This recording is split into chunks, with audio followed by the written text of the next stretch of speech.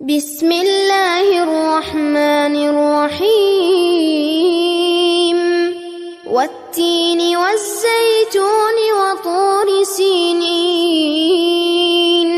وهذا البلد الأمين لقد خلقنا الإنسان في أحسن تقويم ثم رددناه أسفل سافلين إلا الذين آمنوا وعملوا الصالحات فلهم أجر غير ممنون